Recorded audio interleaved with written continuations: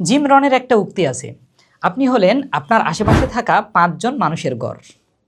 অর্থাৎ আপনার আশেপাশে যেসব মানুষ থাকে তাদের একটা চিন্তার প্রতিফলন আপনার মধ্যে ফুটে উঠবে। এটা 100% সত্য। পৃথিবীতে 2 ধরনের মানুষ আছে, একটা হলো প্যাসিমিস্ট বা নৈরাশ্যবাদী, আর একটা হলো অপটিমিস্ট বা আশাবাদী। প্যাসিমিস্ট বা নৈরাশ্যবাদী মানুষজন সবসময় নিরাশার মধ্যে থাকে। তাদের চিন্তাভাবনা আমাকে দিয়ে কেমনে হবে, আমার বাপদাদারাই তো পারে নাই, আমার তো পর্যাপ্ত মেধা নাই, আমার তো শ্রম দেওয়ার মতো অবস্থা নাই। তারা সবসময় শুধু দোষ খুঁজে বেড়াবে, কিন্তু কাজ শুরু করার মতো কোনো সৎসাহস পাবে না। অপরদিকে অপটিমিস্ট যে গ্রুপটা বা আশাবাদী, এই মানুষটা অন্ধকারের মধ্যেও একটা আলোর ফুলকি দেখে পথ খুঁজে নেওয়ার চেষ্টা করে। একটা সাধারণ গল্পের মাধ্যমে বোঝাই। ধরুন একটা সাদা কাগজে মাঝখানে মাত্র কলম দিয়ে একটা ফোঁটা দেওয়া আছে।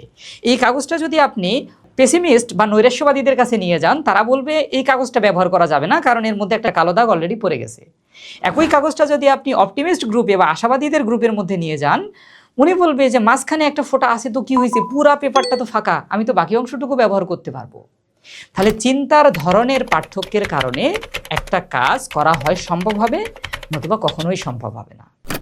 এজন্য পরামর্শ থাকবে, আপনার আশেপাশে যে প্যাসিমিস্টরা আছে, প্যাসিমিস্টদের অ্যাভয়েড করুন।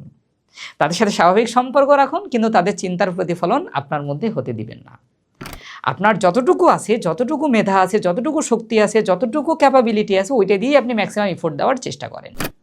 ইনশাআল্লাহ যদি সবর করেন, তাওয়াক্কুল করেন, ওই মেধা দিয়ে, ওই প্রজ্ঞা দিয়ে আল্লাহ তাআলা আপনাকে সফলতা দান করতে পারেন। শুধু শেষ বিন্দু রক্ত থাকা পর্যন্ত চেষ্টা করে যেতে হবে ইনশাআল্লাহ।